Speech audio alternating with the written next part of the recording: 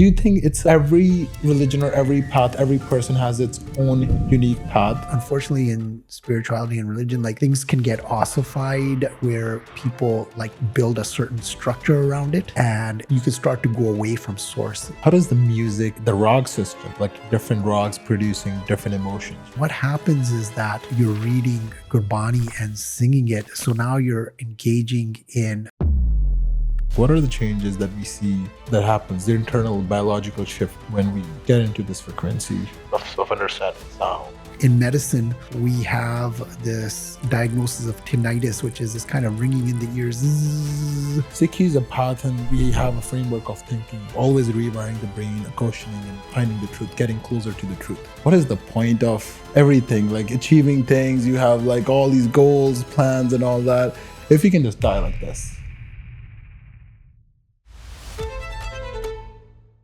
Hello guys, we have a very special guest today, so I'll have our guest explain himself, Dr. Shamsher. Thank you. Yes, I'm Shamsher Singh. I had a recent upgrade. I've taken the name, or I was given the name Shamsher Singh. I took Amrit about a year and a bit ago, so I'm now authentically embracing that. So I've gone through different spirals in life. So this is like where I am now. So I practice emergency medicine, and I also do longevity medicine, part of the men's vitality clinic. And then I've also done some psychedelic medicine practice. I'm part of cannabis medicine and part of a licensed producer. So I've had a few different spirals that I've gone through in life. And here I am. And obviously, I'm a Sikh. And so I would like to say, Waheguru Ji Ka Khalsa, Waheguru Ji Fateh. And I'd like to invite the oneness in to this conversation as well. Great, because I've seen your transition from Sukhbinder to Shamsher from last 3 to 4 years. Yeah. And it has been pretty interesting. So you are like one of my mentors, my cousin, my good friend, right? So combining everything is like, it has been, I'm being very grateful to meet you. Thank you. Right, yeah, like it's been a fascinating year. You came at an interesting time. But it's been fun. We've shared a lot of good conversation. Yeah. And spiritual conversations. Yeah. And then, really good experiences too. Yes. Yeah. We've had some really wonderful, we've had some interesting experiences. Yeah. Some near-death experiences and some we've been part of other people's near-death experiences. Because that's what helped me to see the spiritual side of me. Because like before that experience that we had at Lynn Canyon, I believe 3 years ago almost, we went to went there to like do cold plunge and jump over the cliff at Lynn Canyon Park together. And that's when I had my first near-death experience. And I was like, what is the point of everything, like achieving things? You have like all these goals, plans and all that. If you can just die like this. Yeah. Right. And that's when it triggered me. And then I got into this Sikhi spirituality, this understanding more about spirit and energy. And I believe you were one of the biggest part that I got into this side, because I believe when you were in those moments when you were like at the rock bottom, right? When you're very sensitive to everything and you had just had that experience. And you can either go two ways. Either you can go to the spiritual side, or some people, if they have wrong sangat, wrong community around them, they can put them through drugs. Okay, let me just try this drug. Maybe it might help you to like go through the stress and all that. So you can go either ways. I think you can go towards the darkness or the light. Yeah. Right. And I believe like because you were there with me at that particular time, it really helped me to go towards the spiritual side. So that was a very interesting time, because we were going to Lynn Canyon. This was in the winter. We were going for cold plunge and the cold thermogenesis and getting the benefit. Yeah. And we'd done it a few times, but this time we decided we were going to jump off the cliff on the other side. and we did make it across, but with great difficulty.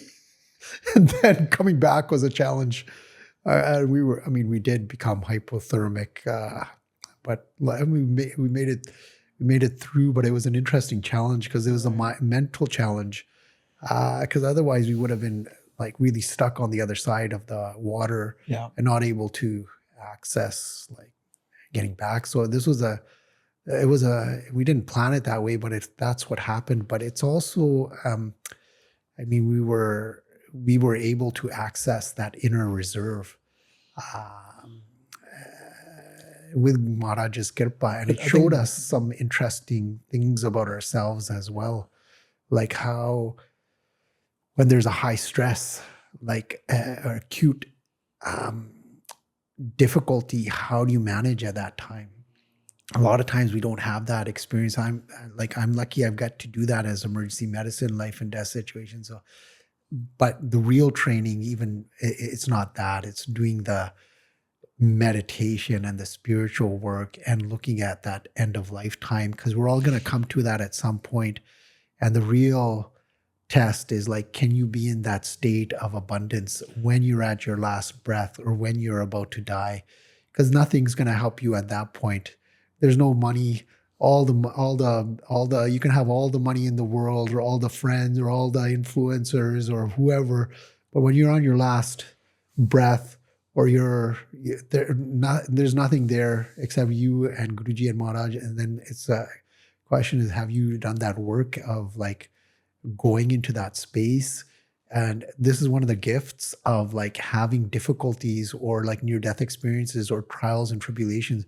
We often see these as like negative experiences or having like a illness or something, but it's actually a great gift. Or like a near-death experience is actually one of the most profound experiences you can have, because it's going to change your life. People like go into psychedelic medicine for these experiences. And I've seen like people like that have like in medicine gone through near-death experiences, like they're changed and they're different. And it's a very interesting, like there's a commonality like in spirituality and these near-death experiences that happen. And with psychedelic medicine as well, that happens. So that's why people gravitate towards these things, or like people do extreme sports to kind of get that feeling or as well. So it's actually you never want to really have that near-death experience because it may not go the right way.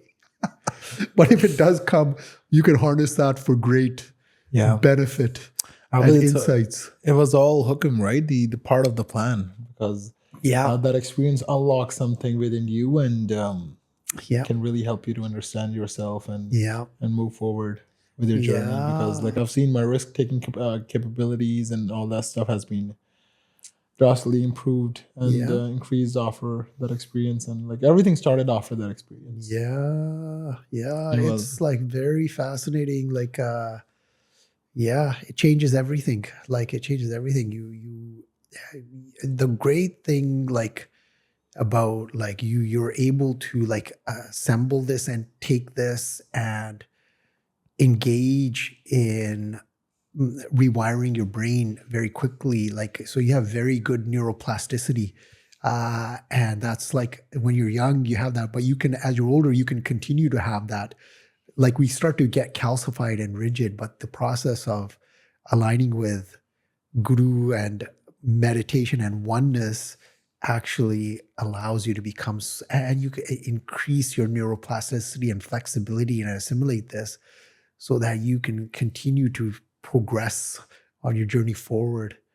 I think like when you go through those like hard moments, you put yourself into these hard situations, that's when you can really, it helps you to rewire your brain, right? Those neurons, because without that, as you mentioned, that once you get old, like over 25, 30, it's harder and harder for you to form new belief systems, change the framework of thinking and all that. But putting yourself into hard situations or going through these hard situations just really helps you to rewire and again, think differently about stuff. Yeah, this is all like, I mean, it's like in Sikhi,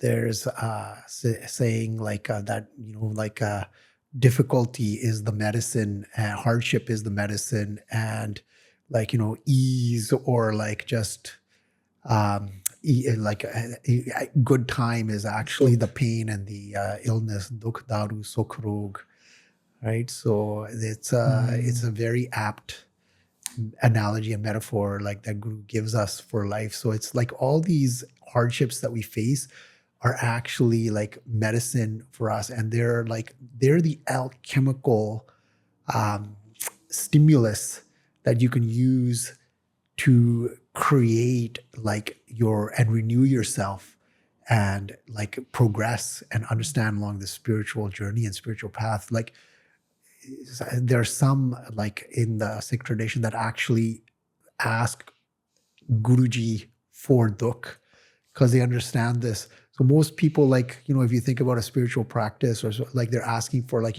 ease, and, just make it easy for me, like relieve this pain and suffering. But some people actually ask for difficulties, which is a hard concept to kind of understand.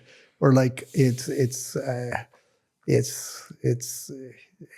very beautiful. So it's like when you have these difficulties, like, can you use that as fuel to develop and understand and get closer to oneness?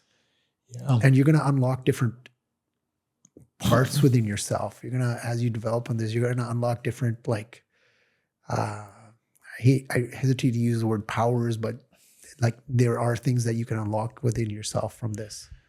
Yeah, no, definitely. So I believe we're talking a lot about Sikhi and being a Sikh. So let's start with start the conversation with that. What is the meaning of a Sikh? So for me, it's a student. Like Sikh is like a learner, constantly learning and constantly questioning everything. So this is I think this is a fundamental basic framework, because when you're questioning everything, you're questioning narratives and beliefs, and you're questioning everything about yourself. Like, is this actually true? Is this actually true? So this is what Guru Nanak, who's the first, was the first Sikh, told us, like, he asked us to question everything. That's what he did. So when you're doing this, you're engaging in this cycle. It's called this Uda loop, which you observe, orient, I can't remember what the D is, and act. And you're continuously going through this cycle, refining. And as you do this, you're getting closer and closer to the truth. So you're meant to do this with every belief that you have. For example, is there a God? Is there, like, or in Sikhi, you can start doing this, like what the Rehat Maryada, can I eat meat? You're supposed to question everything. So now what happens is that unfortunately in spirituality and religion, like things can get ossified where people like build a certain structure around it, and you can start to go away from source. But for us, we have the Guru Granth Sahib, the Guru's writings that are all the Guru's writings that are written.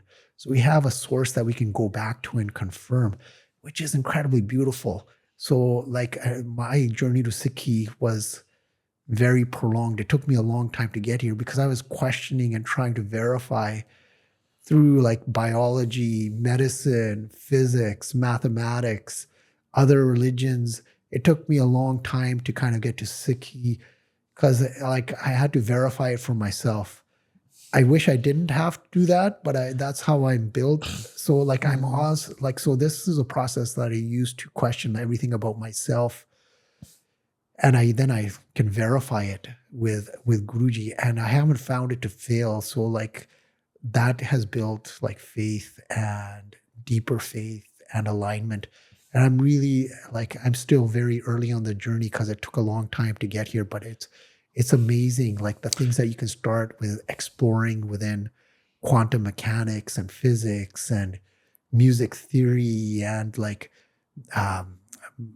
quantum biology, healing, art, ancient civilizations, finances. Like you see that all of these things are actually connected, and you have a tool to get to the truth, because everybody is lost in this world of noise. Like there's so much noise. Like there's all this like Maya, which is all this noise and a kind of illusion. And what your job is to do is find the truth. It's like get or as close you can to the truth. So you have to question everything. Every fixed belief that you have should be questioned. This is what Guruji actually taught us to do. So if you're not questioning, you're not like actually on the path of Sikhi. Yeah. No, because, no, definitely. Because one of the things I really wanted to question you, I believe I wasn't able to ask you this question before.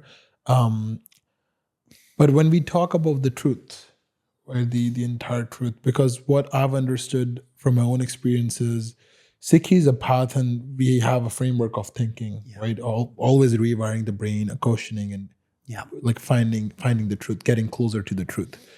But one of the thing that I think, because like I know a lot of people, and you know a lot of people who are following different religions, different paths of spirituality, Buddhism, Hinduism, Jainism, they're different paths which everyone is following.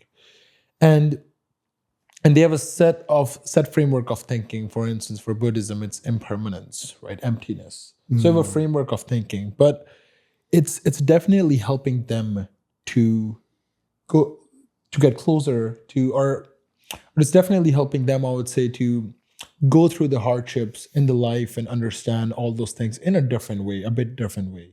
Yeah. And for the person who has foundation of Buddhism, for him, understanding those concepts when he becomes adult, right, in his 20s or in his 30s, it's easy for him to understand those concepts because the person already has that foundation. And for us, it's definitely Sikhi. We have that foundation. We double checked every single thing. Everything is written. You can relate it to quantum. You can relate it to everything.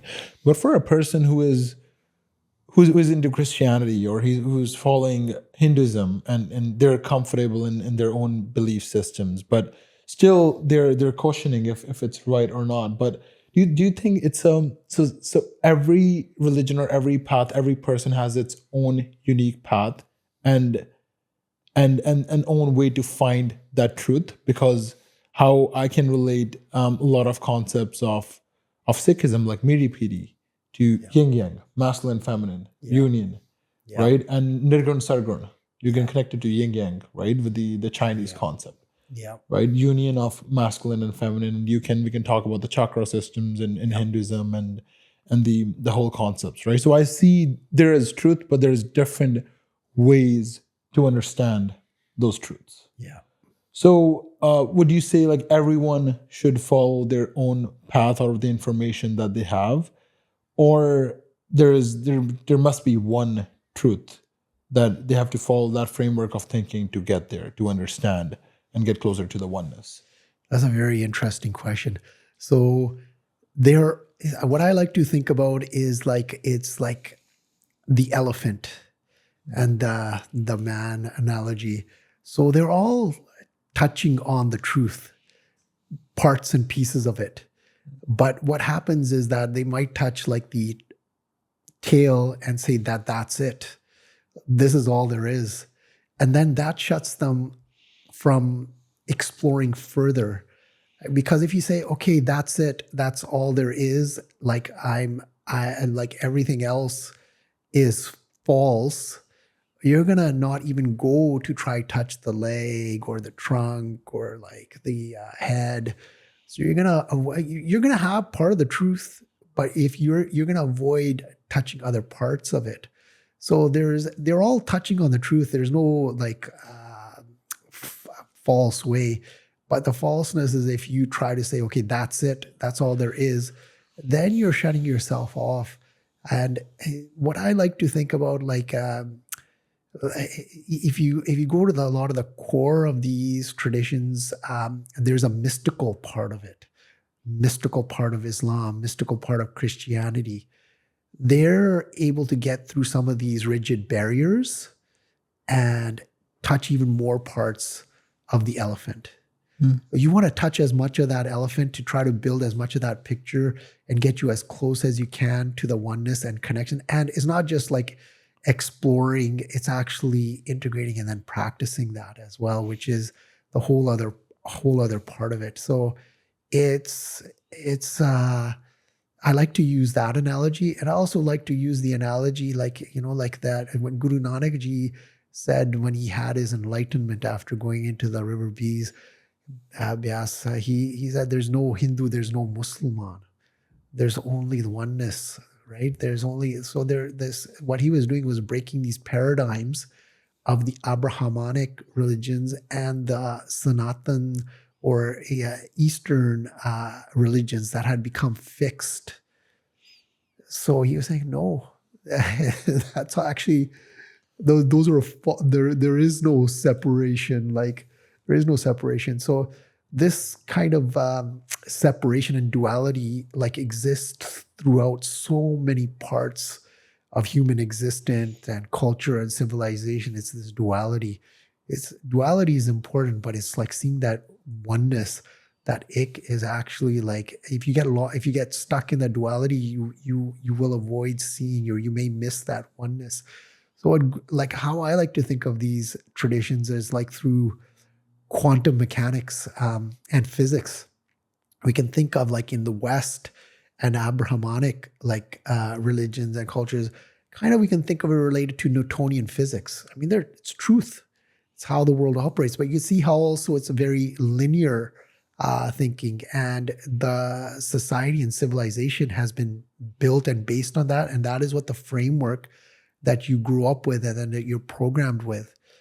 In the East, if you look at like Sanatan Dharma, like Hinduism, Buddhism, it's actually like quantum mechanics. You can see like the artwork in the temples, like designs are like based on quantum mechanics.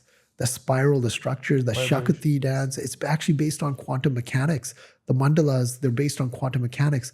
So it's also truth, right? But what's happening is each side is saying, no, ours is right, or like ours is the only truth. So this concept of reconciling like classical Newtonian physics and quantum mechanics is actually an internal process. It's a spiritual process that one goes through with themselves, seeing both sides and being able to use both like quantum mechanics and Newtonian physics when you need to. So this is the process of integrating that. I think Sikhi is a path that shows you how to do that. So it's this internal process, and you can also use it externally as well. So it's a path, it's a way of living to show you how you can do this. And this is actually very important for humanity. It's how we get to the next level of consciousness.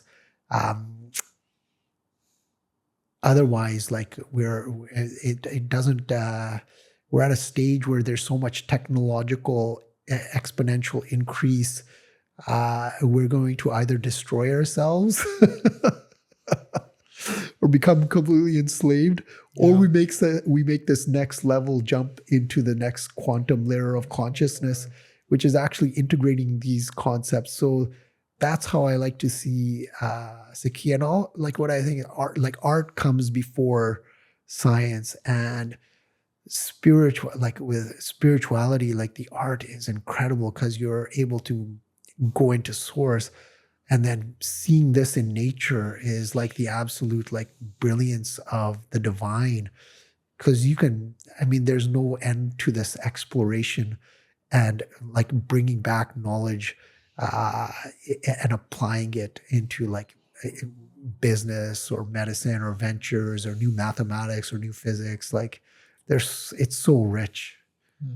So this is I believe like having that rigidness, that's when everyone gets fixated. Oh, what I know or what our community is following is the truth. Yeah. And I believe it's true with every sort of path. Yeah. Right. Even in Sikhi, Hinduism, like every path that people follows, like when you form that rigidness that you know the truth, right? I believe that's when the things get hard. It becomes very difficult because you've created like a veil and a separation between you and the oneness.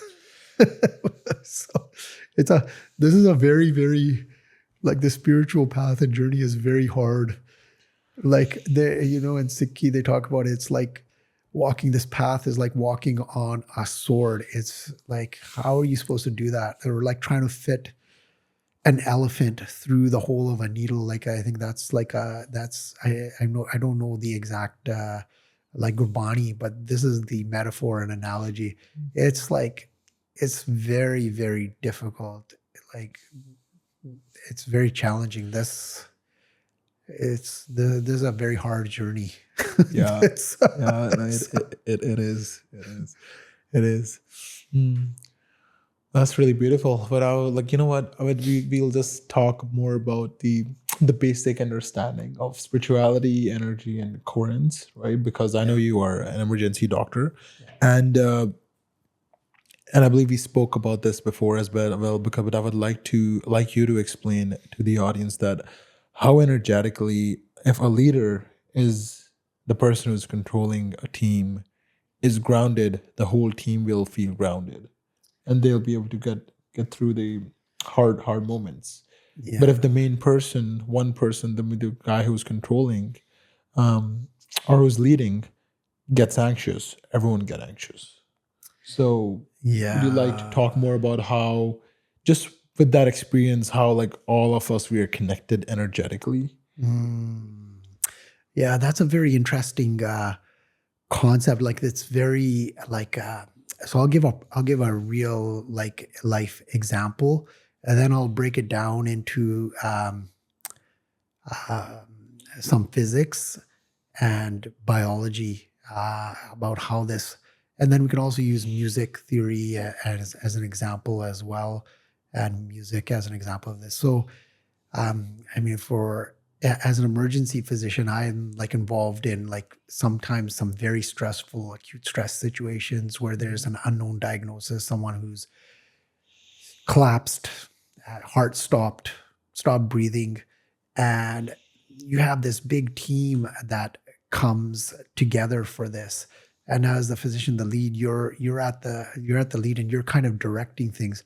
So what happens in this is that the energy is chaotic and very intense, and like leadership also, like you need to, like as the lead and the leader, you need to set the tone and provide the leadership for this, because otherwise there's a vacuum and somebody else will, that may not be as competent to take the lead. So number one is recognizing, like, in a team scenario like that, like, okay, who's the lead, and even as an accessory, like, you contribute to the energy to this. But what happens in this kind of scenario, like, if you start getting anxious, your heartbeat starts going faster, what happens is that your field of vision narrows as well, your thinking narrows. So you may not see something, especially in an acute stress situation where a person is being resuscitated, they're being shocked, or you're giving medications, they're being intubated, tubes, lines, all sorts of things are happening.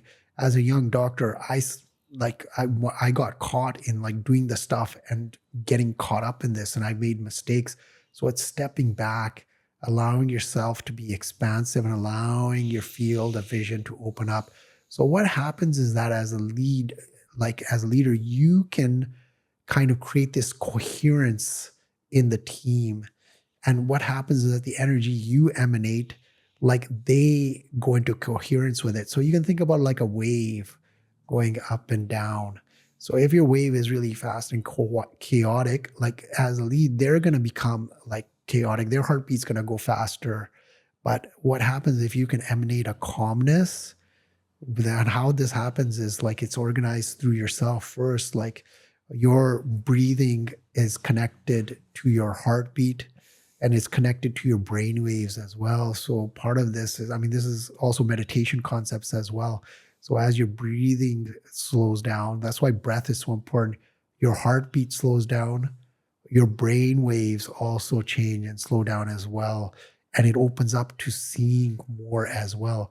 So what's interesting about this as well, so as a wave, it's not just yourself that's involved, like you're an energetic field, and this spreads. So in a team environment, what happens is that everyone else, their waves, brain waves, start to become coherent to yours as well.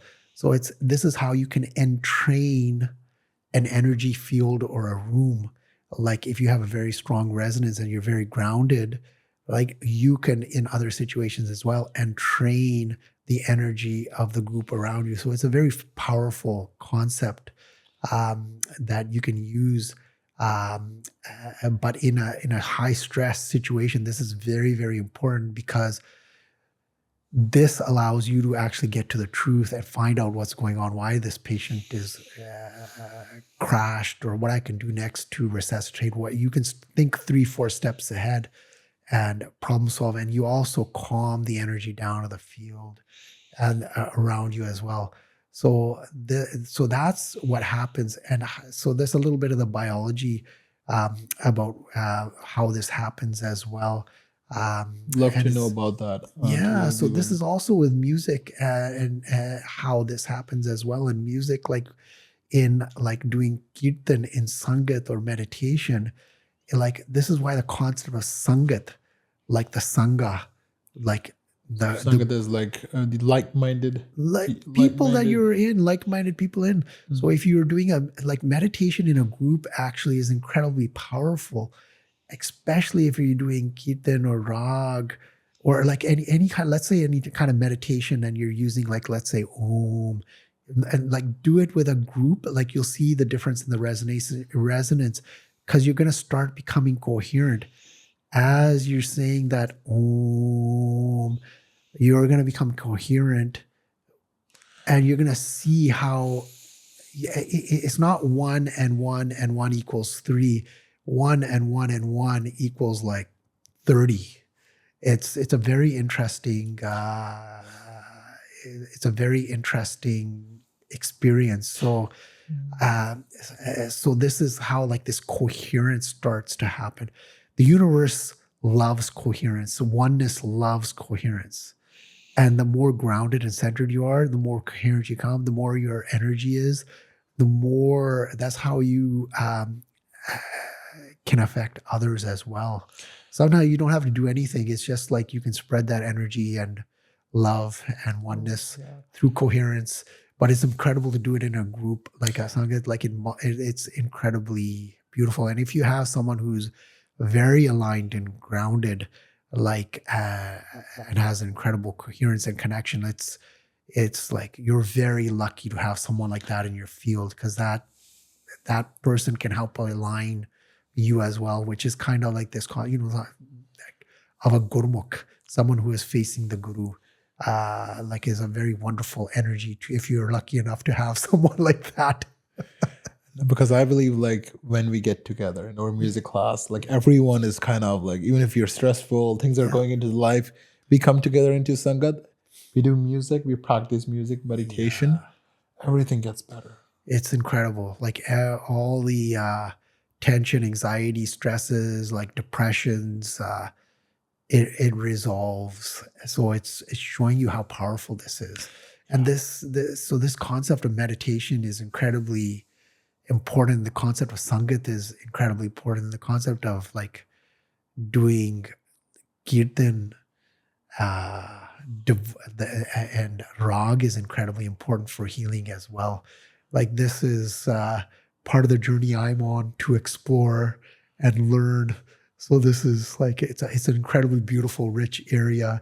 It's an area of heritage that humanity has, but perhaps it's been a little bit lost.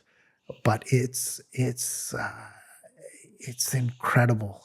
I think in the consciousness of the West and the East is starting, the concept of sound healing and sound healing through meditation is becoming more, like people are becoming more aware of it and how powerful it is. And the people really haven't, like the consciousness of psych people hasn't really kind of got yet to how like it can be done in meditation and sangat, and what kirtan actually is, and what kirtan and rag actually is, and how this can actually change like your frequencies and change you and rewire you, and like how this like works for healing. This is like an incredible area of exploration as part of what we're kind of doing.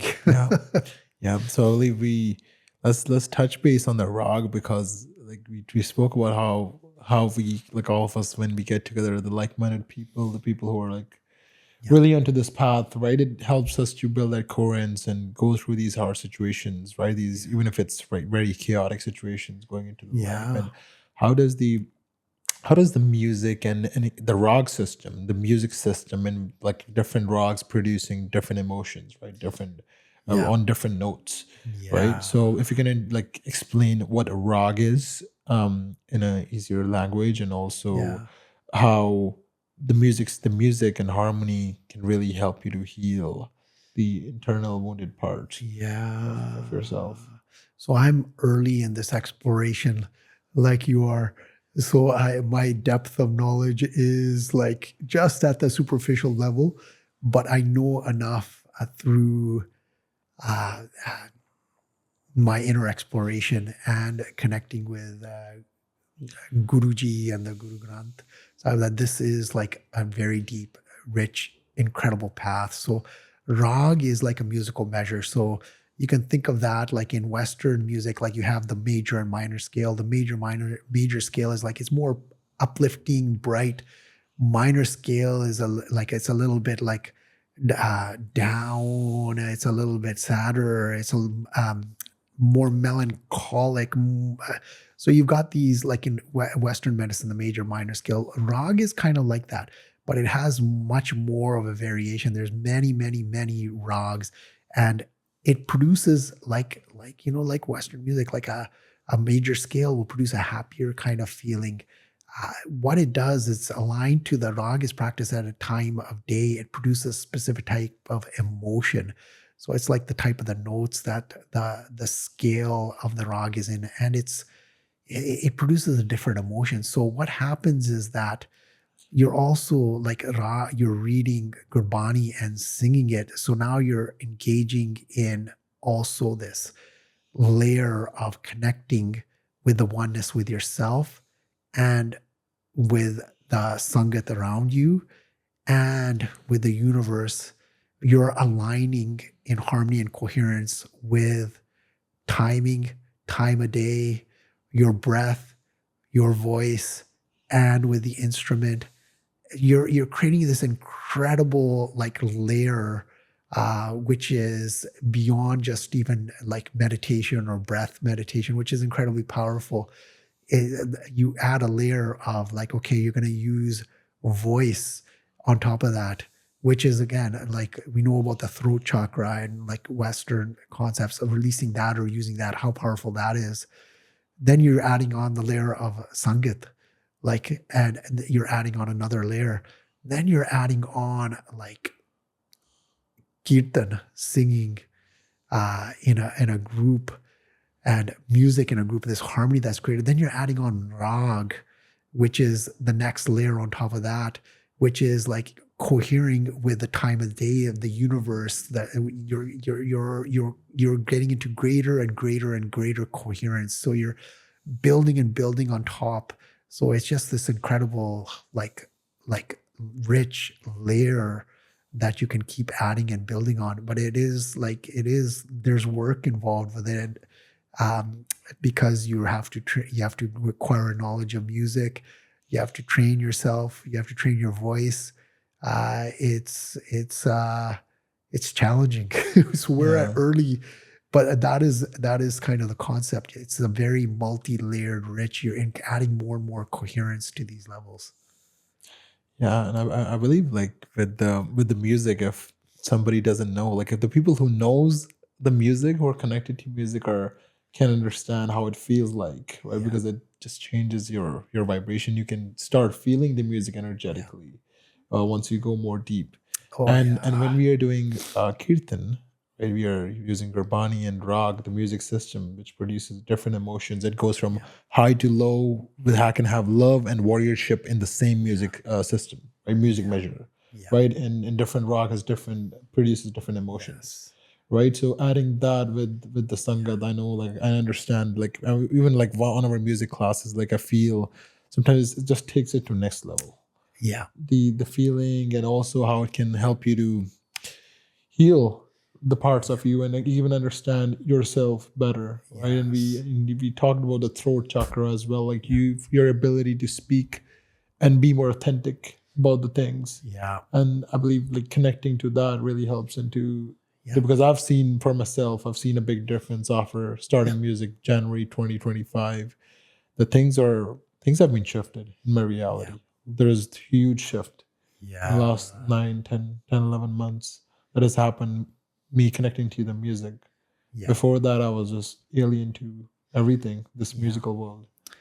Yeah. I think everyone is connected to music. It's like the fundamental, like, I mean, the resonance, like the fundamental like sound like of the universe, like we are connected to that. We're all connected to music and resonance and waves. Everything is wave and sound at its core, so we're all connected to it. It's just we may not necessarily understand why or how it's happening, but as you deepen this depth of understanding, it just opens up more and more beauty, and you understand more and more.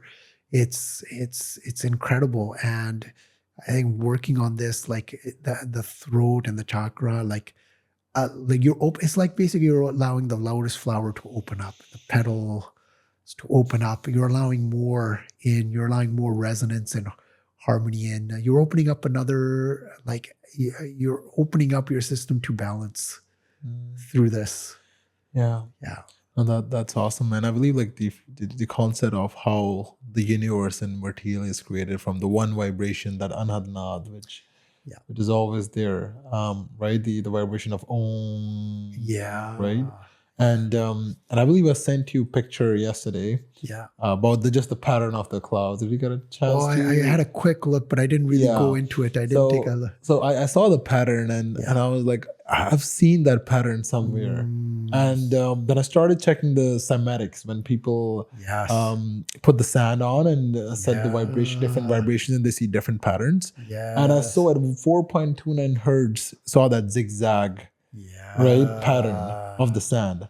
And you see the similar pattern in the clouds, right? And even connecting this to our lungs and how we see the tree and branches, right? How they're connected, the thunder, right? And again, if we talk about the Fibonacci principle, right? And that how everything's connected and it has been produced through the same vibration. It's the same vibration playing at different fractal levels.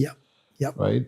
At different fractal layers. So it's beautiful to see how we can connect the music with the universe. And it also helps us to understand how we are connected to music. We are the vibrations.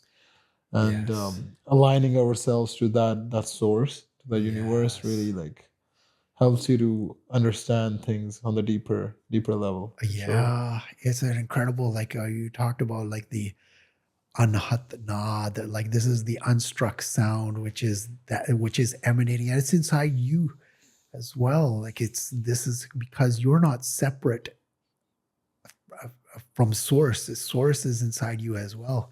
It's like one of my like mentors is Robert Grant. Like I love how he explains stuff. Like you're just you're a fractal like representation of source. So it's really important to do that. So that sound, that anhatanad, that sound of, like, sometimes like in medicine, we have this diagnosis of tinnitus, which is this kind of ringing in the ears. Zzz. Like, I mean, I can hear it now, like, but like you can tune into that. Like this is, and some people think it's pathologic. Sometimes maybe it could be for some people. Like some people are very sensitive. In medicine, we see people coming in with chest pain because they're like, so sensitive to like something going on internally in the body, like a reflux or anyway. The concept that sound that is continuously available, and you can immerse yourself in it. It's actually wonderful. It doesn't need to be pathologic. That's awesome. That's awesome. We talked about the biological stuff as well, how we can connect the biology with energy and coherence. Like, what are the changes that we see internally that happens, the internal biological shift that happens when we get into this frequency of understanding sound and energy coherence? So that was very interesting. So what, like, how I initially came to medicine, or initially came to meditation, and then on my spiritual process was through like an inquiry into biology. As like I started seeing this evidence, that, oh, look, the people that meditate, like this is like 20 years ago, they've got higher gray matter uh, in their brain. They're not suffering from like uh, dementia. They're not suffering from these other illnesses much. Their gray matter density is a lot higher. So how does, sorry to interrupt, how is the gray matter connected to the dementia? Like, can you explain that? Like, so as when you start to lose volume in your brain and brain tissue, as you, sometimes it's a natural process of aging as well, but it can be accelerated, and then it becomes pathologic, causing problems. So I came to like meditation through biology and medicine and kind of understanding this process. Oh, okay. But and then who knows? Is it because they meditate or because they're naturally, like, is it causation or correlation? Is it because they meditate because they've already naturally got like higher, brain matter that's gray, so they're naturally going to meditate, or is it because they meditate that they acquire this? I mean, like, I think we know what the answer is, but like, scientifically, we don't know if this is actually the cause or correlation. But for me, it was enough to say, okay, hey, I'm going to explore this. So that started me on the, so through biology and medicine is what started me on this path to meditation and to exploring spirituality.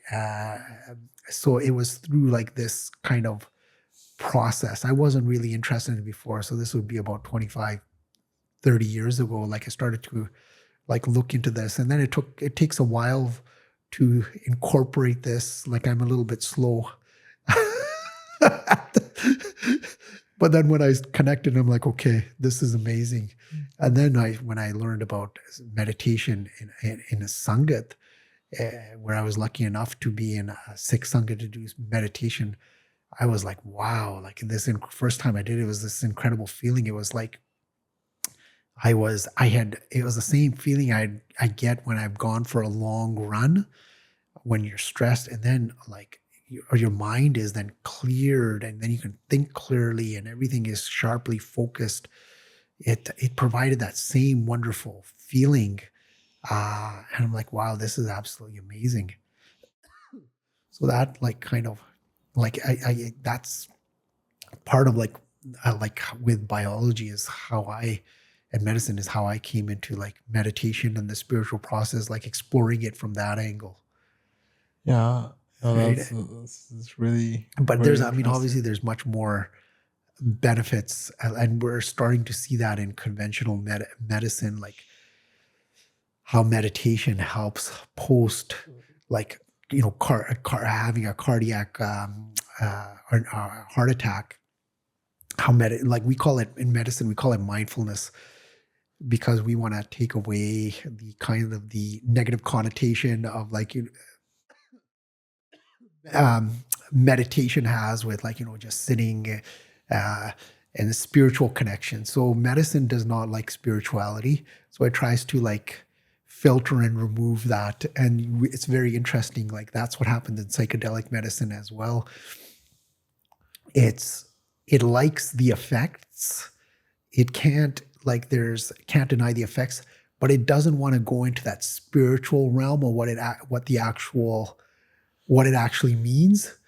It's like same with that double slit experiment in quantum physics, how light or electrons or like photons can behave as a wave and a particle.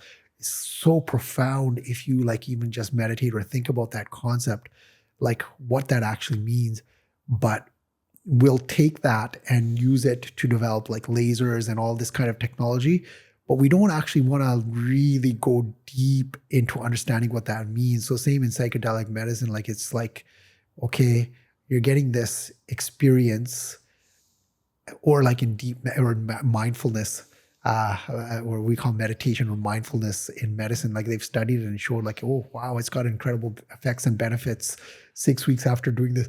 But it's wonderful. We don't really want to go deep into connecting what this means about consciousness and spirituality, because these are like concepts that are anathema to like what we think is science and medicine. So there's a kind of a glass ceiling to explore like what this really means.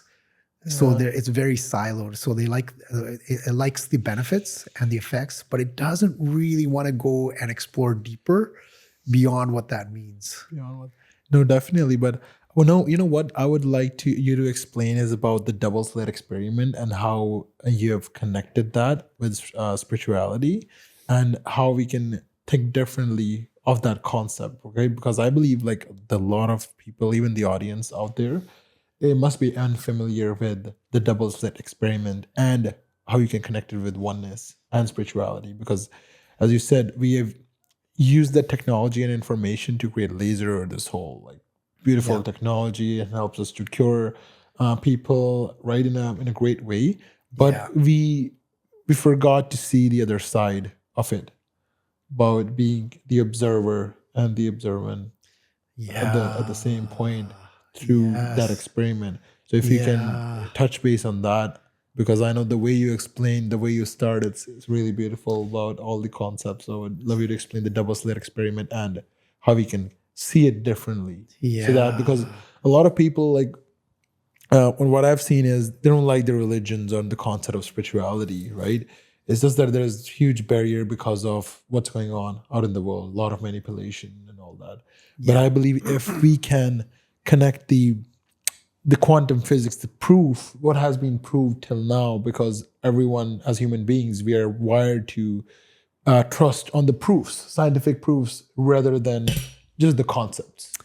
Right? So if we can touch base on the quantum side of it, so that whatever we are talking about right now, and if somebody's unfamiliar with it, and they can understand, okay, this has been proved, and this is how I can think about it. Can be really beneficial if we can put that out there. Okay, so I'm gonna try to explain it, but I think the best is if you can see a video, like you'll be able to like pull up a short YouTube video, because then it helps to really crystallize this, because you'll be able to visualize this. But I'll try to do a simple explanation. So basically, it's you're directing like light, and you've got two slits, okay, that are open. So the light is going to go through those, and then you have a screen that records what shows up. So that kind of so light, like this is where they found out light can behave as which is a photon, can behave as a particle and a wave, which was very confounding. How can it be both, right? And here's the most interesting part about it. When you observe it, okay, or the simple act of observation changes it. So the simple act of observation or recording it changes its behavior. So how can that happen? So it acts as a photon one time and wave as another with observation. With observation. So what happens is when you put it through, the slit, right? The light goes through, and if you're not monitoring which slit the light is going through, that's the observation part of it, okay? If you're not monitoring that, it's going to go and act like a wave. So a wave, you can think of like when you splash a puddle in a stream, the wave spreads. Same as the light, as it spreads like a wave, then it goes through the slits, and then you record what it looks like, and you'll see this kind of pattern where it's like diffuse like lines that kind of, because the wave kind of comes together, right, and interacts with itself. So as it spreads further, it becomes less, but you can see these lines, right, like wave-like lines.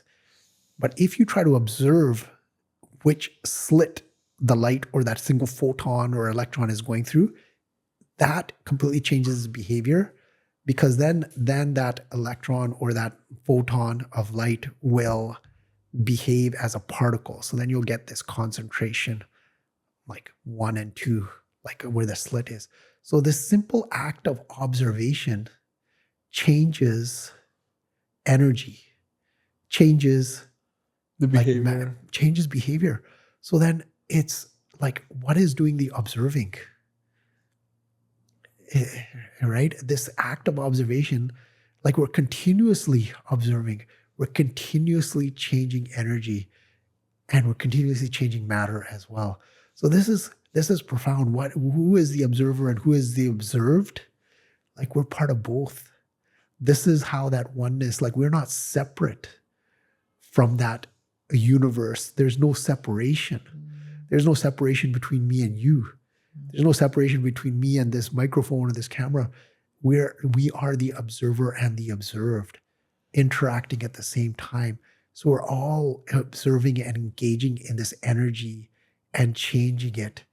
And like it's just this incredible, powerfully beautiful like example that we have, like the connection with oneness and how this affects us.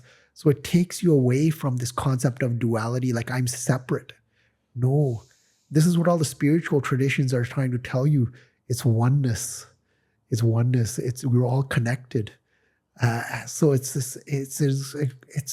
So this is like the profound spiritual implications like of this. I think are not really like gone into. So people like to like look at it, and it's got incredible like scientific value, but it's a mind-blowing concept. And when you start connecting it back into like spiritual concepts, you start to understand them better. So like I think quantum mechanics and like starting to look at like concepts like through a mathematical or physics, everybody has a different kind of way. Some people connect to oneness through art and music, some more through like maybe quantum mechanics or science or biology.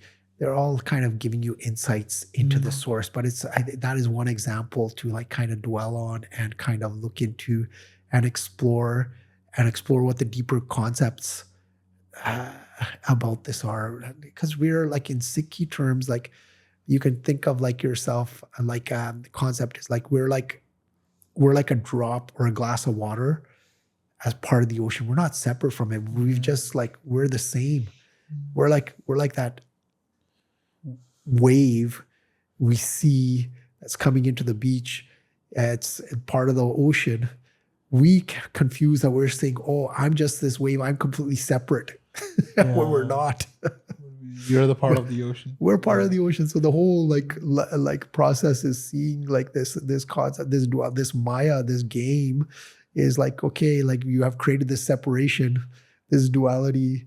There's also like that Trinity as well. But we're actually not separate from source. We're seeing the whole game is to kind of see that and then align yourself with that. Yeah. Because then you have access, when you're aligned with this, you have access to like oneness and source. You have access to greater understanding, and you have access to, we're meant to create. We are Karta Pork. We're meant to create. The oneness is seeing themselves or himself or herself through us, and it wants us to create. It wants us to take that energy from the information field of the universe and create beautiful art or music. It wants to say, because it's happy with that. It's beautiful, like create. That's why, like when you're engaged in a process of creation, whether you're engaged in like creating a business, it's so wonderful and fulfilling because this is how the oneness experiences itself. So your job is to connect with that source, and the closer you can, the more you can connect with it and understand it, you're going to be able to create more. Yeah. So all your like dreams and wishes, like, okay, I want to create this beautiful piece of art or literature or building, or you're going to be able to connect with source and create something truly wonderful. So we can see that in history. Like if you look at like people that are really connected to source, like what kind of amazing work that they can produce. Yeah. Right. If you think of like Michelangelo, like you think of like Leonardo, like what they were able to produce. You think of like Guru Arjan and like creating like the Harmandir Sahib, like that amazing, like what they're able to produce, like like great poetry, great like it's incredible. Yeah.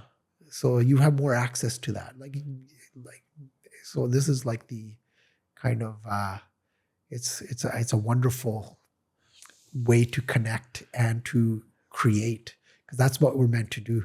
That's what the universe and oneness and Guruji wants, Waheguru wants. Yeah. It's like we're in this shared dream. The dream is the same, but we are having our own unique experiences. Yes, But yes. we are all of us, we're dreaming. It's a shared dream. It's the same dream. Well, it would be so boring for like the oneness if it's all like the same. Like that's why we have to split. That's why, like, in the embryo, like, it starts from that one and divides into two, then four. It'd be so boring if it just stayed as one, right? Like, yeah, like you can like it's much more fun and diverse. Like if you have multiples, that's why it's duality is important. The Trinity is important. The quaternary is important. Like there's like it's important. Like we're all meant to have these incredibly diverse, different experiences.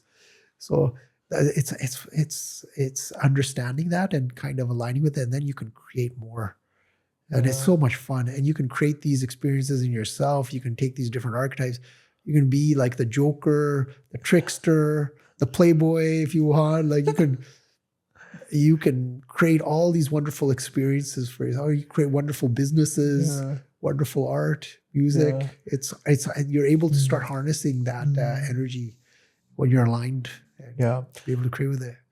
But I believe like everyone must be more interested about, okay, so how to get to that place where we can reach that point and also like start creating and have that connection with the source so that we can start creating everything. Yeah. Right. Because one of the things which I've heard Robert Grant, your mentor, and even I'm following him after I got aware of like his connection, the pattern, the way he sees the world, his patterns, right? And he's a great polymath. And I believe he talks about one thing that that we are the one who are creating the external reality, right? So if we are keep judging something, so if I'm judging completely, I'm always judging about everyone is conditional. Everyone is conditional. This is conditional. Every person is conditional in this world. Yeah. I'll be bombarded by conditional people, the people who are always there for some condition. And once you stop judging the conditional, once you accept it within you, like it's a spiritual practice, that's when you start attracting the unconditional. And same goes for scarcity and abundance, which I went through this process when I was starting my business. That had that scarcity mindset. Oh, it's very hard to build a business, to make money, to make like big infrastructure, right? And I used to meditate under a tree once I started. But then I accepted, okay, like even if I'm at this place right now, would I accept this reality that I have or no? And the point when I accepted the other side of it, the inverse, 0 and 1, I accepted the 0. Started attracting the abundance into the reality. And that's something that I experienced myself multiple times. And this is one of my biggest experiences, like attracting abundance into my reality. Could be money, could be anything material, could be right, could be love too.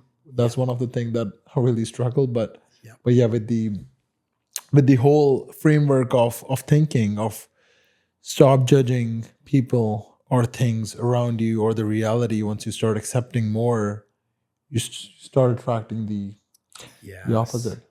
It's a beautiful, like, this again, it gets down to like the spiritual concepts. These are very simple concepts, like about judgment. There's so much written, but like once you learn that it's when you're judging, you're actually judging yourself. This is it's very powerful, but judgment doesn't mean not to have discernment. Okay, it's very important to have discernment and to question and understand, but you don't have to like judge it. So I'll give you an example. Like, let's say, like, in emergency medicine, we have patients that are very, very difficult. They've got personality disorders. Some of them like to come 3 times in a day. Like they're consuming like vast amount of resources. They're taking away okay, resources from other people and the system, making it much more difficult with like calling the ambulance multiple times, consuming the resources in the hospital. Like it's so we have these patients, but what happens is that like if I start judge, like I have to be compassionate, provide care, but it doesn't mean that I'm a pushover. It's like I keep giving to them and take away resources from other people. Okay, this is called discernment. But what I don't want to do is get trapped into judgment where I'm like, oh, this guy's a loser.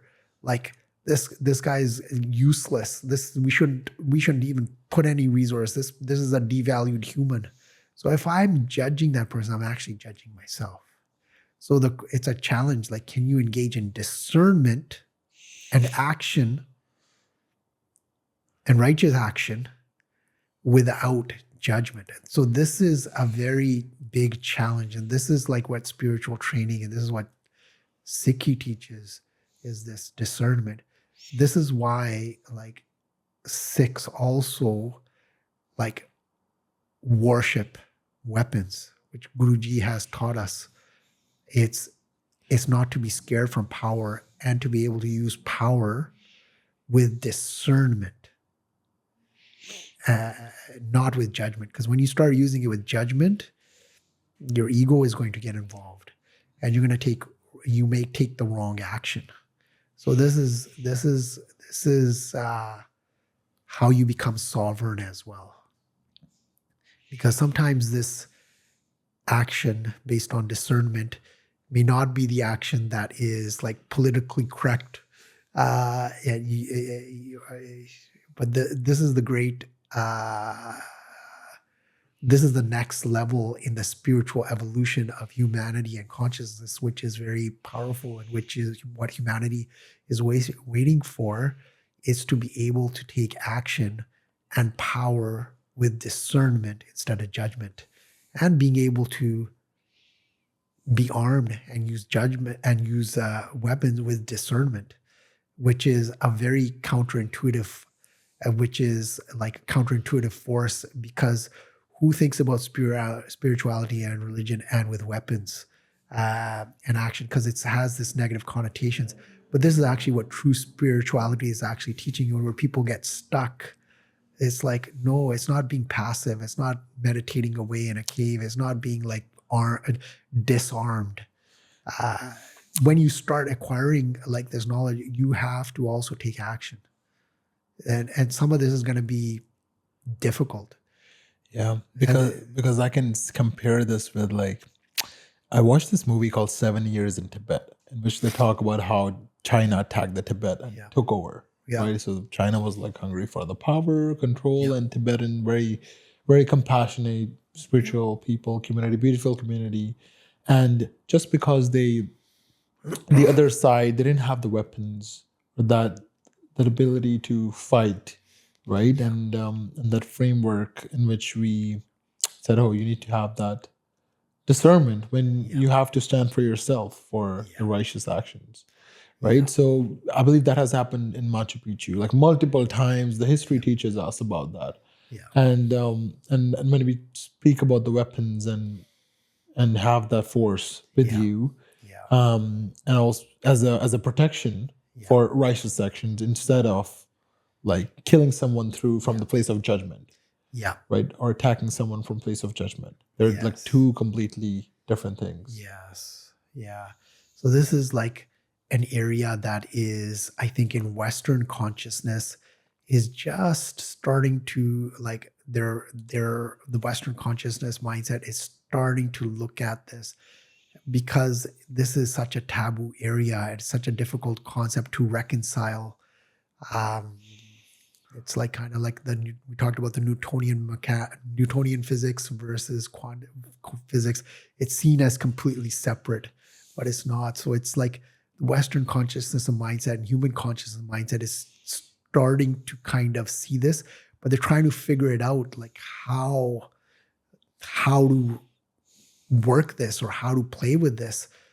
The concept has been like from the East, it's like nonviolence, Gandhi, Martin Luther King and the nonviolent resistance. It's wonderful, right, up to a certain point. Like, it's great. But what happens when you have a situation like Tibet and China? It doesn't work so well. So the current mindset is still like, oh no, this will work. No, the example is that it's not going to work.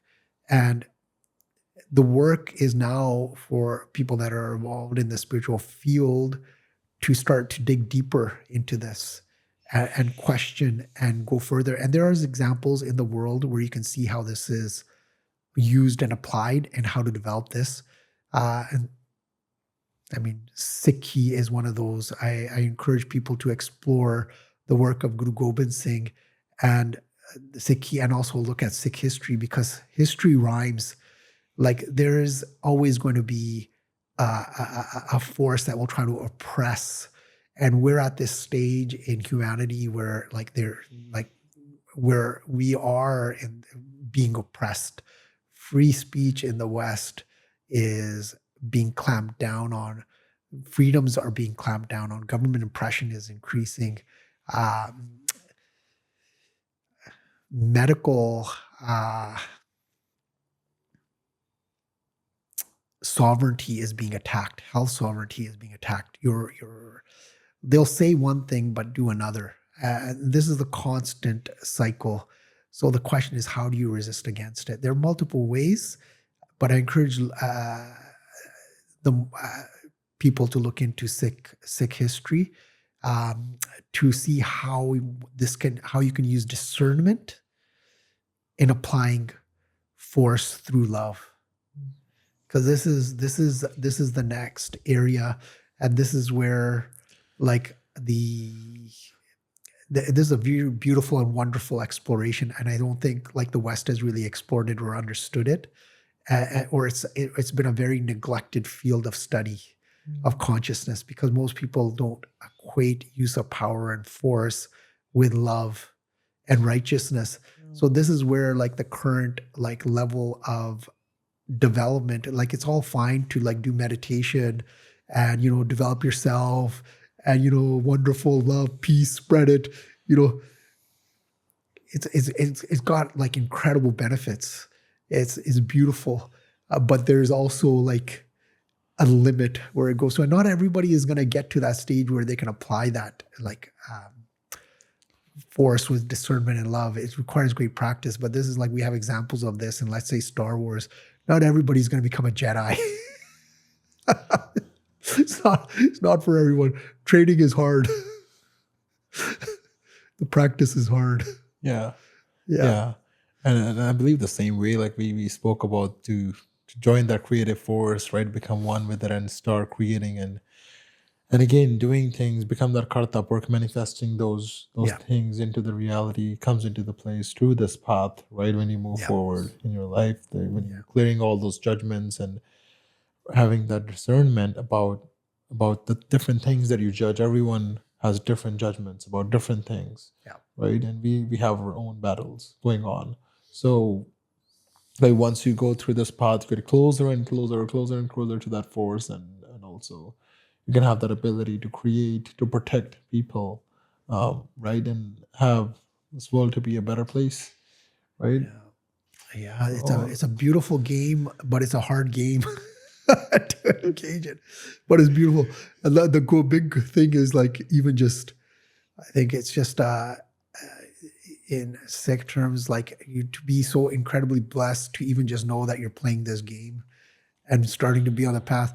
I mean, that's how many lifetimes, how many billions or trillions or countless cycles of the universe have you gone to just to even get this? To be aware of. To be able to get this, concept. let alone the concept of just having a human birth.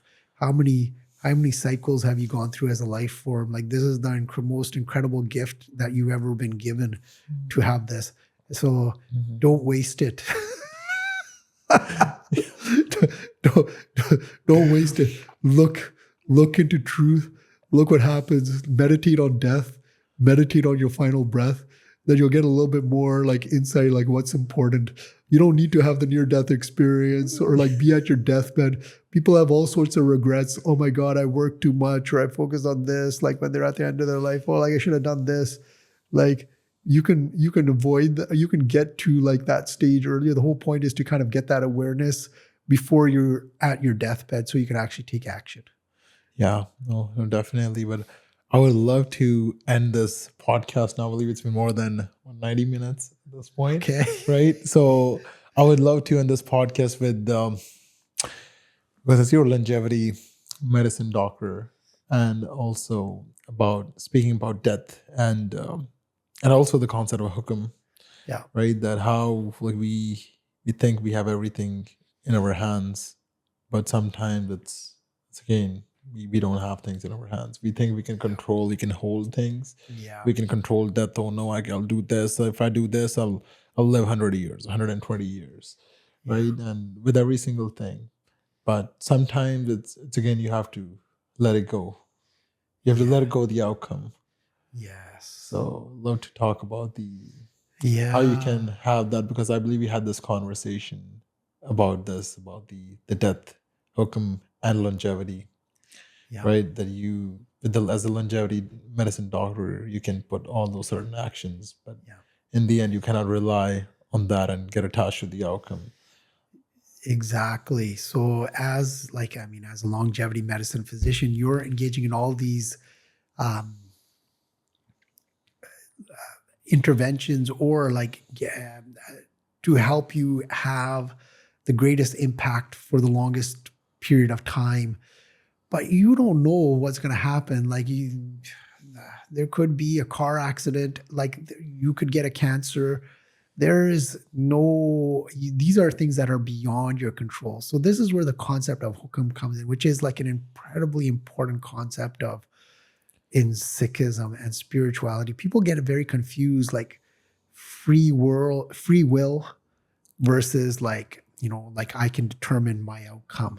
So the concept is free will versus like it's predetermined, like everything's will. Yeah. So divine will, or divine like outcome, or like, so people get lost in this. It's like same as this concept of Newtonian mechanics and quantum mechanics, and they think that it's completely separate. It's actually like part of the same continuum. It's just understanding this. It's like X and 1 over X. So you just understand that it's like the paradigm. So this is what concept of hukum is. Hukum is both free will and things are like there's a deterministic outcome or like predetermined outcome, or like divine will. It's actually both. So the concept like you can think of like is that, like this is what the example that I think this is very apt. Like when we were on the Yukon trip, like the idea of going down this river, down the Yukon River, we were paddling our canoes. We were going down. And when we paddle, we make an intervention. We have an influence. Okay, we can go faster, we can go slower, we can go backwards, we can go on the left side, right side. Like when we stop, those are all our like choices that we can make. So we can determine, we have free will there. But the current of the river is going to take you. Okay, so if you don't even if you don't paddle, you're being carried by the current. So that is what like this concept of hukum is. You're going to be carried by the current, but within it, you have the ability to take action. So it's not, so people get caught like stuck in this, it's hukum, or like, it's all divine will. Okay, I don't have to do anything. I don't have to take any risks, or I don't have to do anything. It's all, everything's the God's going to take care of me, or like my God's like, no, wrong. You missed the concept. It's the most important thing is you taking that action and taking these outcomes, connecting with the divine. But there's also like, you can fight against what is. Like, I can try paddling upriver. Okay. I can paddle against the current, which is going at 5 miles per hour, and I can be paddling against it 1 mile per hour. How far do you think I'm going to get? I'm still going to be carried, and I'm going to be fighting, and I'm going to exhaust myself. And still the same thing happened. Yeah, maybe I delayed, like instead of Like, if I paddled with the river, I would have got there 20 minutes earlier versus like 20 minutes later. So this is what the concept of hukum is. So you can choose to align and be in coherence, or you can choose to fight. The thing is, this is a very hard thing, because when you are up against something, you like for me, like there's stuff that I'm up against and I don't like the outcome. So I try to fight it instead of working with hukum. Like whether it's a financial situation, like I try to fight it instead of like maybe like, going with the hukum and opening up to it. So this is what the concept of hukum is, and aligning with it is we have a limited amount of time and energy. We have a limited lifespan. You don't know how long it's going to be. So it's important to connect with source and engage in action. Yes, it's very interesting when you mentioned about our Yukon trip when we went into the Yukon trip started from which point was it? Whitehorse? Carmax. We started from Carmax from one point, pedaled almost 600 kilometers till we reached Dawson City, right, in the Yukon River. And I believe it's the river was just there to teach you hukum. Right, that's one of the concepts that you can learn from the whole experience, 7 days experience in the river. That we were pedaling in the end, but the river was doing its job. We could still control the direction. Oh, we have to stop at this campsite, or we have to stop at this campsite. We have to keep our boat left, right, in the middle. We could still have the ability to take those decisions. But in the end, the river is the one who's taking you. You can't go against the river. There's no choice for you, right, for yourself that you can pedal against the river and go back to the other place, right, to the Carmax or to the Whitehorse up there. You have to follow the river, find that. And sometimes, I remember we tried to stop at one of the campsites just because of the fast current, we couldn't. And how you can go against it? There's no chance that you can go against the river. You're gonna suffer if you try. You're gonna expend your energy, your time, your resources fighting against what is. So this is what we constantly do when we're fighting against hukum, or what is. Like, okay, like let's say for like I've got a diagnosis of a cancer. Okay, I can be like, oh, I'm angry at God. I'm angry at this, or I'm angry at my lifestyle. I'm angry at my mother that she gave me this gene, or you can fight. Or you can say, okay, let me accept this and let me see what I can do with it. Let me explore. And why isn't the energy better devoted to that? Maybe you're going to learn about new biology or new therapies that are maybe unexplored. You can use them, and maybe you can influence other people that are maybe in the illness as well. So where is your energy better put? Or maybe you're going to find, you're going to study and find some kind of cure for this because you're highly motivated. Or where is your energy better put? So it's a question of like, our time is, as a longevity, it's wonderful to have a lifespan that is a limited lifespan. There's the concept in longevity medicine is not to live to 250 or 500. That's actually, or 1,000, or live forever, which would be a terrible concept. You're going against hukum. We need a finite lifespan, because it's like doing something. If you know that you've got endless amount of time, or you've got 200 years, you're never going to get it done. You need that finite lifespan. So a good lifespan of 100, 120 years, or 90 or 80 is good enough. If you're lucky to get to that point, or even 65, if you're able to like if you're fully using it. I mean, there are some incredible, like if you look at Sikh history, incredible figures.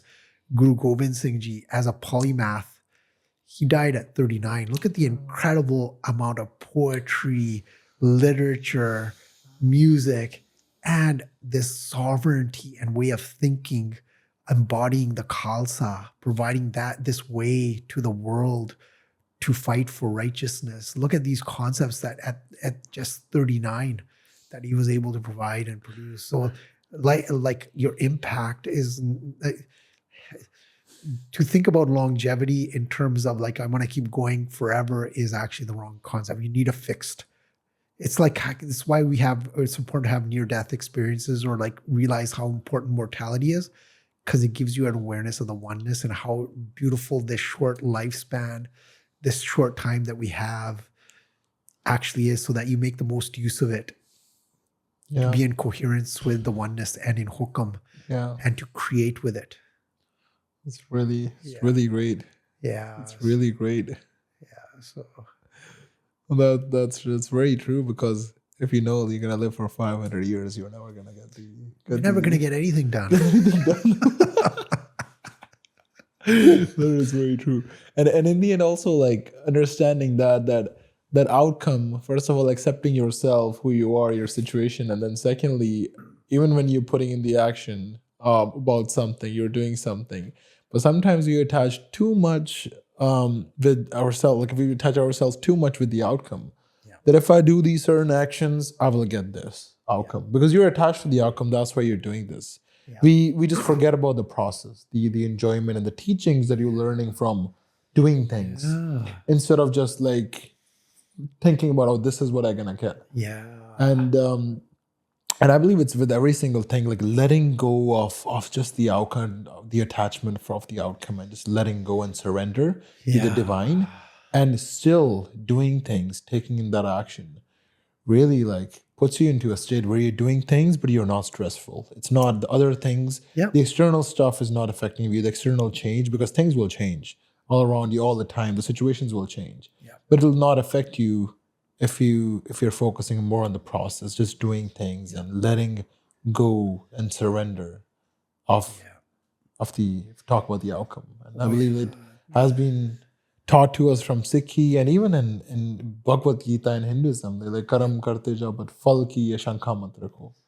Right? So these concepts are talked about in Eastern philosophy multiple times. And I believe that's where you reach to that state of contentment, but still you're just being there, you're doing things, and you're just in the hukam of the divine will. And creating stuff. You're in like the concept in Sikhi is getting to the state of sahaj, which is kind of like equipoise, which is like you're, no matter what's coming, the lows and highs, you think about it in martial arts, like you're grounded, like whatever's coming. You can think of like Matrix and Neo, like dodging, like you're in Sahaj, whatever, the bullet's coming, you're just, okay, moving this way, that way. You're in this state of equipoise. It's a easy thing to talk about, but a hard thing to do. But this is what life does. It gives you these opportunities to learn these lessons. So it's taking the whole concept is taking these abstract, like it's not enough to just know meditation or to know this, like to read like all of Gurbani or to read all these texts. Actually, like if you just read maybe one line and you apply it, you're further ahead of someone who's read all the spiritual texts, who's not applying it. So the concept is like the being able to apply it, which is taking this knowledge and and being able to apply it, which is the true, like, this is the true learning, the true school. So it's like, okay, like, like I was talking like earlier, like we have like a Kirtan program we're going to be doing, and I've got this other like recital like for piano, and I've got to practice the song. But if I get stuck in, oh my God, I'm not, like, I haven't had time to practice. Oh no, I'm not very good. If I get into that kind of state, then the practice, like maybe I won't even do it because I'm like, oh man, or maybe I'll just try to cancel. But if I'm like, okay, I'm going to enjoy the process, and I'm going to enjoy the music and the sound that I'm creating, and and then automatically like things will happen. And maybe I'm not going to be at the highest end of my performance capacity or voice capacity or music capacity, but I'll be in connection with source, and it'll like become what it needs to, because I'll have enjoyed the journey. And maybe in that process, I'll explore something. I'll come into some kind of realization because I'm in the flow. Something about music theory, I'll connect, or like I'll connect something with like quantum mechanics or spirituality or with sacred geometry. I'll make some kind of connection and I'll be in a state of bliss and anand because I allowed myself that, and I'll be in connection with source. But if I'm like, oh man, I got to practice this, it's important to take action, but like it's that are you judging yourself or are you able to get into that flow? This is very hard. Yeah. This is a hard, like this is a hard journey. Very hard practice. It's a very hard journey because you've also got to unlearn things and unlearn ways and change your neural patterns and firing so you can come into this connection greater. Like when you fall off, you get back on. Like it's a very hard journey, but it's very lovely and beautiful. Yeah, it's very tricky because like it can overwhelm you too with like a lot of information. But again, I believe same as I said with if you talk about the concepts too, like you spoke about that, if you just read one line, understood it, and applied it, you'll be way ahead than the person who knows the whole context, who have memorized everything, right? Because I believe like learning about something or just knowing things is completely different than believing in things and actually practicing it. Because we can know all the information in the world through books, through everything. But if you don't apply that information in your life practically, you'll be not able to believe or see the rust, the taste, the outcome, the beautiful outcome out of this practice of the knowledge. Yes. This is exactly it. So it's like sometimes I think like, oh man, like I took this long way. I had to verify it for myself and figure this out. I have to make all the mistakes. I would fall down so many times. Like if I was just bored, like if I could have just have had faith, like, and right from the beginning, like it would have been such an easier journey, or like not easier. There would have been less time used, but this is hookup. I have to like learn these different things, like, and a person who's like born into like this or like born into a very spiritual family with a lot of faith, maybe they're not going to do the questioning or the hard work around it, and then they'll have a crisis when they're like 25 or something like that, and which can happen often as well. And they have to question things at the same point, because I believe like you had your own journey, everyone had their own journey, but now like you going like verifying things all around and getting to the path which you're on, because you verified, you've reassured yourself with every single thing that, hey, like even if I like go to different places, try to follow a different path, but I know in the end, after verifying things, I'll get to the same place. And you believing in that will be completely a different level than person who already has the faith. So I believe you had your own journey and own path, and I believe that's what helps you to understand Sikhi and about all these different concepts in a very unique way and see all those patterns, right? Your ability to see patterns and connections in all the things, quantum, Sikhi, spirituality, biology, is what makes, I believe, you different. The way you teach things, because you can like read the knowledge, even if you have faith in it, you can tell, oh, this is how it is. But if you're going out in the world debating, or if you want to teach someone, having the whole context of the world, of the reality, of different perspectives of how people think, right? You'll be in a way better position in this world, and help people to understand these different concepts at a completely different level. I mean, that's what maybe your hukam was, and Maharaj wanted you to. maybe it's a very interesting, but it's like what Guru Maharaj Ji does. Like he's like the gurus were polymaths. They were studying martial arts, music, poetry, like literature, weapons, like building architecture, like countless. That's the example. Even in the West, if you look at like Leonardo da Vinci, like he's a polymath, like learning drawing, sculpture, painting, music. He was an incredibly strong man as well in his youth. like building his physique and body. I like and like we're meant to do that, because this is actually like this science and art is also like the balance and logic and like emotion. This is the divine balance of the divine masculine feminine.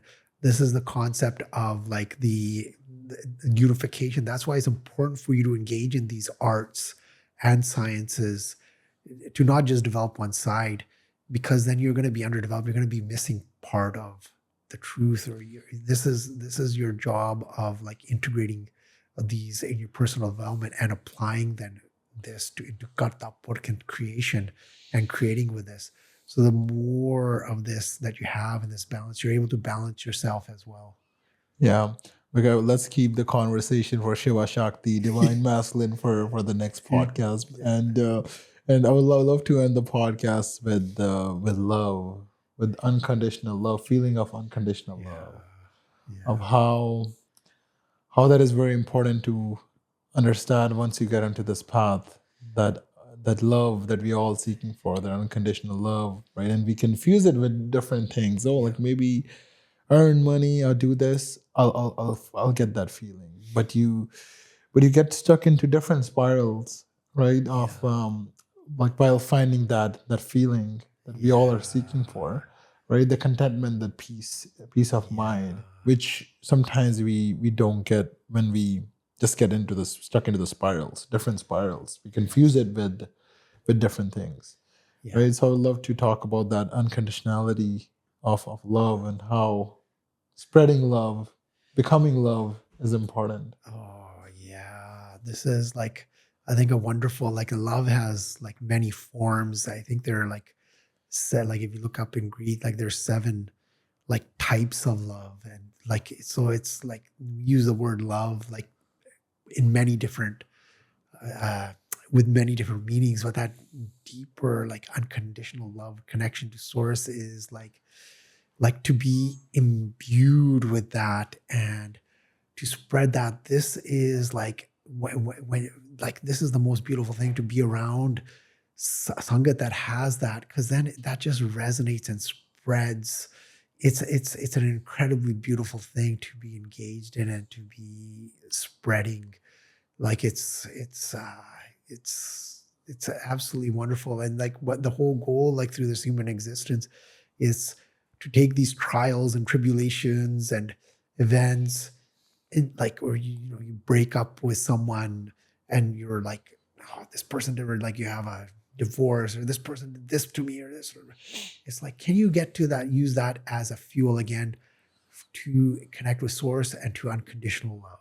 Yeah. This is the big challenge and goal. Again, easy to say, hard to do. Hard to do. But in the end, it's all But about, it's like we get glimpses of that when we're in coherence. Like we feel that, and like when we're in coherence, like with like music, or like with a great piece of artwork, or like maybe it's a great dinner that you've cooked, or at a great restaurant, or like this podcast, like doing this, I can feel like we are in that coherence. You're in coherence with this unconditional love, and you're like, wow, like this is like, you're fulfilled. Yeah. Like there's nothing that is like beats that feeling. Awesome. Dr. Shamsher, thank you so much. You're welcome for joining us today. We'll be doing more of these podcasts, exploring more about different concepts and put it out there. Beautiful. So that more people, more Sangat can have that framework of thinking and learn about these concepts, and help, like we can help them to make their own lives better in some sort of the way. Yeah. Right. I think it's fun to explore this, because this is what happens is like there's this division between consciousness and spirituality and, you know, science, and like, you know, it's actually all oneness. And when you're able to, the goal, like the trick is to take these different silos and connect them and see that it's all like oneness. And it's beautiful, because you're going to be able to take something from like quantum mechanics and apply it to like maybe medicine or into like architecture or into a business concept, these things are not separate, and like you see that there's so much more. But it's also challenging because it's gonna come up against maybe some fixed beliefs or fixed beliefs in society. Yeah. so, Yeah. so this is it's a very beautiful process and journey. Awesome. Great. All right. We'll end this with the Waheguru Ji Ka Khalsa, Waheguru Ji Ki Fateh.